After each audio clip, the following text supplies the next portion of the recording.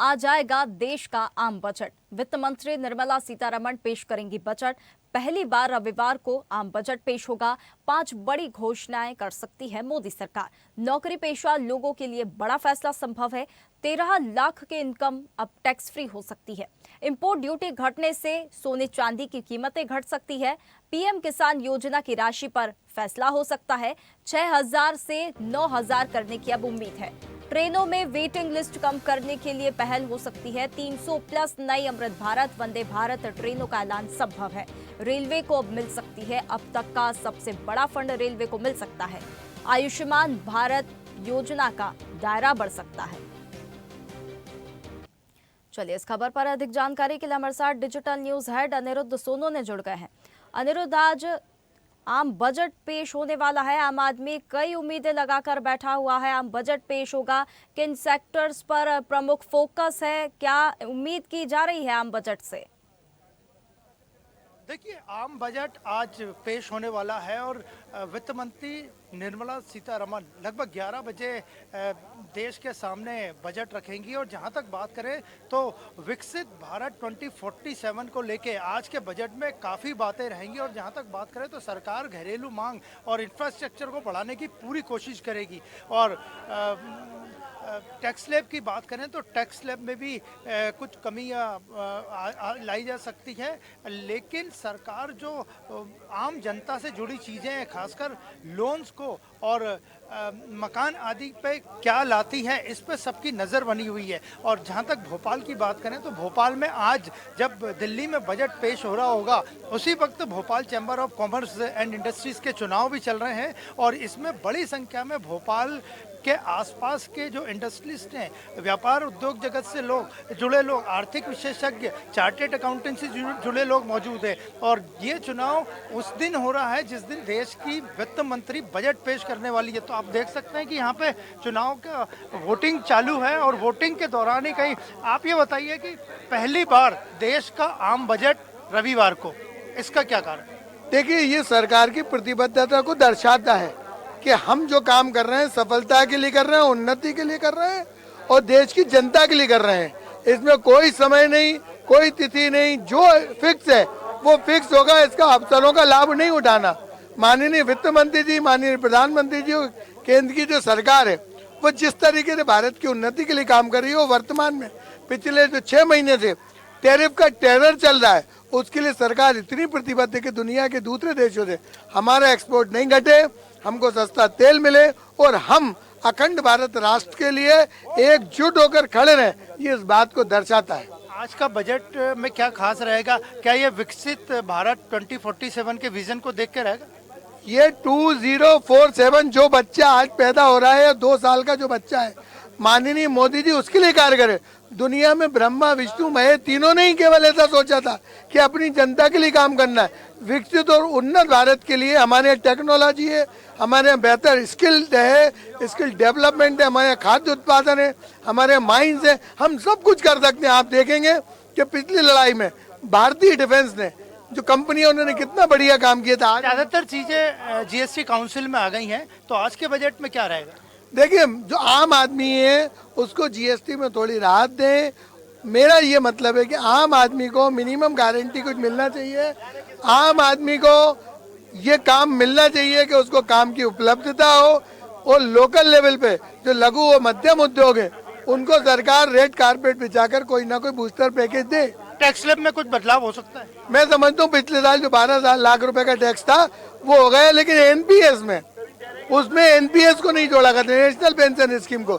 मैं सरकार से निवेदन करूंगा कि 12 लाख में केवल एक एनपीएस स्कीम को छूट दे, जिससे लोगों का 60 साल का भविष्य हो। शेयर मार्केट में सिक्योरिटी ट्रांजैक्शन टैक्स हटाना चाहिए। सरकार घरेलू मांग भी बढ़ाना चाहती है, तो बजट में कुछ दिखेगा?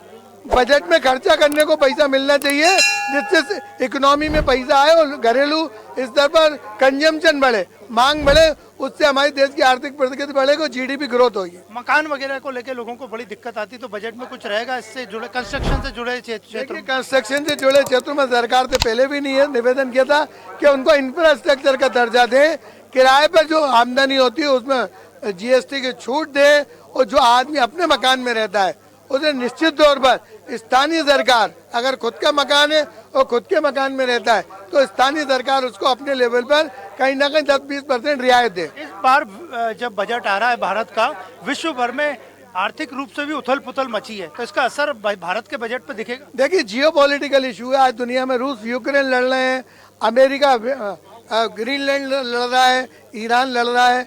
आप इन सोचिए कि इन सब के बावजूद हमारा उत्पादन बना हुआ है, हमारे डिफेंस बना हुआ है, हमारा एक्सपोर्ट बना हुआ है, और केंद्र की सरकार जो है एक हाई लेवल कमेटी बनकर इन सब चीज पर नजर रखी हुई कि भारत को किसी प्रकार का नुकसान नहीं हो। बजट पे सोने चांदी के भाव को लेकर चर्चा हो सकती है? बजट पर सोने चांदी के भाव को लेकर चर्चा हो सकती है, लेकिन अंतर्राष्ट्रीय लेवल पर सोने चांदी में अभी गिरावट है। मेरा आपके माध्यम से निवेशकों को निवेदन है कि ये लॉन्ग टर्म के लिए अभी इस उतार चढ़ाव में इसमें हाथ न लगाएं। कुल मिला के ओवरऑल आज के बजट को किस रूप में देख रहे हैं आप? मैं आज के बजट को आम जनता के रूप में देख रहा हूँ। आम जनता को पिछली साल जो टैक्स में राहत थी, उसके बाद अब घर में किचन से लगा के, ऑफिस और ऑफिस से लगा के अपने उद्योग तक, दुकानदारों तक निश्चित तौर पर कहीं ना कहीं रियायत मिलेगी। तो ये अखंड भारत के लिए एक बेहतर भविष्य होगा। मध्य प्रदेश सरकार इंडस्ट्रियल ग्रोथ बढ़ाना चाहती है। आज के बजट में केंद्र के मध्य प्रदेश के लिए कुछ खास रहने की उम्मीद है? मध्य प्रदेश में अपार संभावना, माइनिंग है, टेक्नोलॉजी है, स्किल डेवलपमेंट है, हमारे खाद्यान्न का उत्पादन है। मैं समझता हूँ मध्य प्रदेश को माननीय वित्त मंत्री जी विशेष टारगेट पे रखें और एक स्पेशल पैकेज दें। यहाँ फूड इंडस्ट्रीज के बहुत अपार संभावना है और उसमें रोजगार भी निकलेगा, उनसे चाहता हूँ। आज जब देश का बजट पेश होगा और Bhopal chamber of commerce and industry के चुनाव भी है, दोनों चीजों को किस रूप में देख रहे हैं? सर, चुनाव तो अपनी जगह होंगे ही। बजट पे अपन को कुछ डिस्कशन करना चाहिए। मेरे बजट में मेरा विचार ये है कि इनकम टैक्स फ्री कर देना चाहिए। इनकम टैक्स किसी से लेना ही नहीं चाहिए। रीज़न ये है कि आप इनकम टैक्स ले रहे हैं और जीएसटी भी ले रहे हैं, सर्विस टैक्स भी ले रहे हैं। एक रुपए वाली माचिस लेते हो तो उस पर टैक्स दे दिया आपने, वो टैक्स भी दे रहे हो, इनकम टैक्स भी ले रहे हो। इस जीएसटी कलेक्शन से सरकार का रेवेन्यू बढ़ता है। सरकार चाहती है कि ज्यादा से ज्यादा चीजें जीएसटी के दायरे में आए, आ भी चुकी है। नहीं, जीएसटी अपनी जगह ठीक है, फिर इनकम टैक्स नहीं लो ना। आप इनकम टैक्स क्यों ले रहे हो? आप इनकम टैक्स लो। 1 लाख रुपए इनकम टैक्स में कोई दे रहा है, वो 1 करोड़ दे रहा है या 100 करोड़ दे रहा है, उसको फायदा तो दो उसका। आप एक गरीब आदमी से भी अलग प्रकार से इनकम टैक्स ले रहे हो। 1 रुपए की माचिस की डब्बी लेता है, 2 रुपए का बिस्कुट का पैकेट लेता है, तो उस पर भी तो आपने जीएसटी ले ली, एक प्रकार का टैक्स ले लिया। उसने कुछ कमाया तो कमा के ही तो लेगा, तो इनकम टैक्स तो उसको दूसरे रूप में उससे इनकम टैक्स तो ले ही चुके हो आप। आज के बजट में क्या देख रहे हैं, क्या रहेगा ओवरऑल? जो आज का बजट है वो आ रहा है जबकि दुनिया भर में आर्थिक रूप से उथल पुथल मची हुई।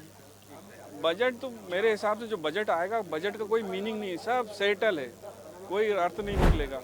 जो उनको करना है, गरीब पब्लिक को मारना है, वो मार ही रहे। सरकार जो कर रही है वो ठीक नहीं कर रही है। तो आपने देखा कि ये यहीं पे थे स्थानीय उद्योगपति और उनको बजट से कुछ उम्मीदें कम हैं, लेकिन ज़्यादातर लोगों का यही कहना है कि मोदी सरकार 2047 के विजन को लेके बजट आज ला रही है। इसका असर भी दिखेगा और ये भारत के भविष्य का बजट होगा जिसमें इंफ्रास्ट्रक्चर से लेके घरेलू मांग तक सारी चीज़ें शामिल होंगी। हम आपकी बात कराने की कोशिश करते हैं। सर, आज मोदी सरकार का बजट आने वाला है, बहुत आज बजट आने वाला है, क्या कहेंगे केंद्र सरकार? देखिए, अभी बजट से पहले जो इकोनॉमिक सर्वे आया उसमें एक बहुत बड़ा ग्रोथ का प्रेडिक्शन है और मुझे लगता है कि जैसा 140 करोड़ देशवासियों की अपेक्षा है, बजट एमएसएमई फ्रेंडली रहेगा, व्यापार फ्रेंडली रहेगा। जो व्यापारियों की अपेक्षा है वो पूर्ण होगी, क्योंकि इकोनॉमी पे एक बहुत बड़ा फोकस है सेंट्रल गवर्नमेंट का, आदरणीय फाइनेंस मिनिस्टर निर्मला सीतारमण का। और मुझे ऐसा लगता है कि विकसित भारत का जो रोड मैप है 2047 को, उसको देखते हुए बजट होगा एमएसएमई। मध्य प्रदेश के लिए बजट में क्या उम्मीद कर रहे हैं आप? देखिए, मध्य प्रदेश में लगातार मुख्यमंत्री जी अभ्युदय मध्य प्रदेश की थीम के साथ पिछला वर्ष भी हमने रोजगार और उद्योग वर्ष के रूप में बनाया, तो इकोनॉमी पे फोकस है। डॉक्टर मोहन यादव की सरकार इकोनॉमी पे बहुत फोकस है, तो मुझे लगता है कि एक बहुत बड़ा फोकस जो है मध्य प्रदेश में हो सकता है। मध्य प्रदेश में टूरिज्म की अपार संभावना है, मध्य प्रदेश में नवाचार हो रहा है, ग्रीन एनर्जी जैसी बात हो रही है। तो डॉक्टर मोहन यादव का जो विजन है इकोनॉमी को ग्रोथ करने वाला, तो मुझे ऐसा लगता है एक बहुत बड़ा पैकेज मध्य प्रदेश को टूरिज्म में। निर्मला सीतारमण जी आज भारत के आम आदमी को तोहफा दे सकती है? जी, निश्चित रूप में हम मध्यम वर्ग के प्रेजेंटेशन करते हैं, तो भारत का आम आदमी को टैक्स में रिलैक्सेशन, स्टैंडर्ड डिडक्शन में बढ़ोतरी, ये सब सुविधाएं मिल सकती है। आज के केंद्र सरकार के बजट से आपको क्या उम्मीद? केंद्र सरकार के बजट से हमें काफ़ी उम्मीदें हैं। इसमें मध्यम वर्ग को और जो अपने जो टैक्स पेयर्स हैं इनको कुछ ना कुछ उसमें छूट मिलना चाहिए। इसमें आयकर की जो सीमा है वो और बढ़ाना चाहिए, और चूंकि मैं एक सराफा व्यापारी हूँ तो मैं इसमें उम्मीद करता हूँ कि हमारे जो वित्त मंत्री हैं इसमें जो सोने चांदी पे इम्पोर्ट ड्यूटी लगती है उसको अभी जो 6% लगती है उसको कम से कम 2% और कम करके 4। आपको लगता है इस बार के बजट में सोने चांदी पे विशेष चर्चा भी हो सकती है? जी, सोने चांदी के रेट कुछ टाइम से आम आदमी की पहुंच से आगे निकलते जा रहे हैं, तो इस पे एक चर्चा होना चाहिए, एक सार्थक चर्चा, और इस पे सरकार को अपनी तरफ से कोई रियायत देना चाहिए।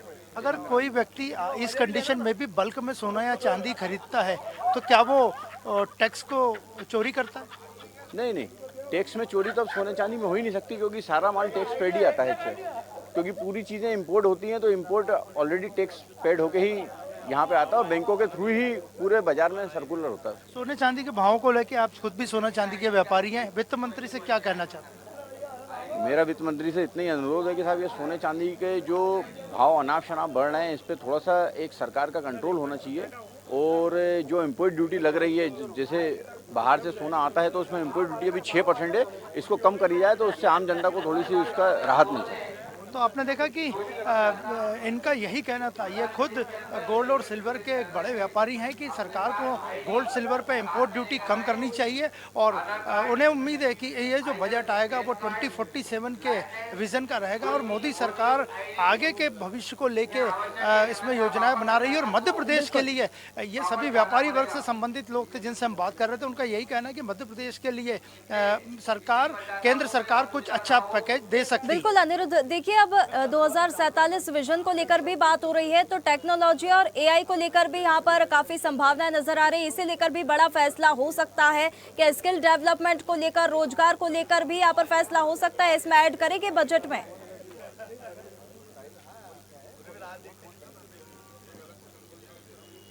जी बिल्कुल, जहाँ तक बात करें तो ज़्यादातर चीज़ें जो बजट में आती थी वो जीएसटी काउंसिल के अंतर्गत आ गई, और जहाँ तक बात करें तो यहाँ जितने भी व्यापारिक वर्ग के लोग थे जिनसे हमने चर्चा की, उनका यही कहना था कि आम आदमी को सुविधाएं देने के लिए आज के बजट में निर्मला सीतारमण बहुत बड़ी कुछ घोषणाएं कर सकती है। और जहाँ तक टैक्स स्लैब की बात करें तो टैक्स स्लैब पे भी उन्होंने बात की है, और विकसित 2047 का इसे बजट बता। आप देखिए, हम फिर बात कराने की कोशिश करते हैं। सर, आज केंद्र सरकार का बजट आने वाला है, क्या चाहते हैं?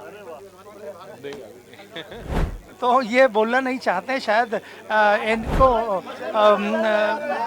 चुनाव में जाने की जल्दी है। और सर ये बताइए कि आज केंद्र का बजट आने वाला है, क्या कहेंगे? बजट साहब मैं नहीं बता पाऊंगा, आप लोग बताइए। बजट आने वाला भाई, अच्छी बात है, बजट आ रहा है और इससे कम से कम देश और समाज के हित में काम होना चाहिए। आम आदमी को उसकी सुविधाएं मिलनी चाहिए, क्योंकि हम वैसे भी धीरे धीरे उन्नति करते जा रहे हैं और अपनी अंतर्राष्ट्रीय स्तर पर भारत की पहचान बन रही है। और बजट अच्छा आएगा तो निश्चित तौर पर आम आदमी का जीवन सुधरेगा। सर बजट में क्या चाहते हैं? विकसित भारत के संकल्प को लेकर सरकार दावा कर रही है कि आज का बजट निर्मला सीतारमण अब से कुछ घंटे बाद पेश करेंगे। देखिए 11 बजे जो हमारी फाइनेंस मिनिस्टर सीतारमण जी पेश कर रही हैं, हम तो व्यापारी की हैसियत से यही कहेंगे कि व्यापारियों के हित में, क्योंकि व्यापारियों को कोई उसमें प्रावधान नहीं मिलता बजट में, हम चाहते हैं कि व्यापारियों को उठाने के लिए बजट में जो भी टैक्स में छूट दी जाए वो दीजिए, उससे व्यापारी उठेगा, बिजनेस उठेगा। तो बड़े व्यापारी है, वो जो बड़े इंडस्ट्रीज हैं वो तो ऑटोमेटिक उनको छूट मिलती है, लेकिन मिडिल क्लास को उठाने में सीतारमण जी और हमारे प्राइम मिनिस्टर मोदी जी अगर इसमें सहयोग करेंगे तो हम उनका धन्यवाद। सरकार मैन्युफैक्चरिंग और घरेलू मांग को बढ़ाना चाहता है। बिल्कुल सही बात है, मैन्युफैक्चरिंग बढ़ेगा तभी सब कुछ इंडिया बढ़ेगा। मैन्युफैक्चरिंग ऐसी चीज है कि हम आज की तारीख में दूसरों देशों पर, विदेशों पर निर्भर रहते हैं, अपना खुद पर निर्भर है ना। आज मेरी खुद की इंडस्ट्री है, मैं चाहता हूं कि मेरा माल पूरा इंडिया में बिके, लेकिन क्या होता है बाहर के लोग आके बाजार से माल खरीद लेते हैं, हम लोग रह जाते हैं। तो मैन्युफैक्चरिंग पर ऐसा टैक्स, ऐसी छूट दें जिससे हम अपने रेट में। टैक्स स्लैब में क्या चाहते हैं? छूट होना चाहिए मेरे हिसाब से। तो आज जो टैक्स लेवल है उसमें छूट देंगे तो ऑटोमेटिक व्यापार बढ़ेगा, शेयर मार्केट बढ़ेगा और व्यापारियों की उन्नति होगी। सोने चांदी के भाव को लेकर आपको लगता है बजट में कि आएगा? जिस तरह से सोने चांदी के बढ़े, इतनी उम्मीद किसी को नहीं थी, चाहे सोना चांदी वाले हो चाहे फाइनेंस मिनिस्टर हो। इस तरह का अगर सोने चांदी के रेट बढ़ेंगे तो आम व्यापारी तो मेरे ख्याल से घायल ही हो जाएगा। 100% उसके अंदर कुछ गवर्नमेंट को, जैसे पिछले साल सोने में दी थी, इस बार भी चांदी और सोने में देना चाहिए और मेटल में 100% छूट देना चाहिए, तभी व्यापारी उठ पाएगा।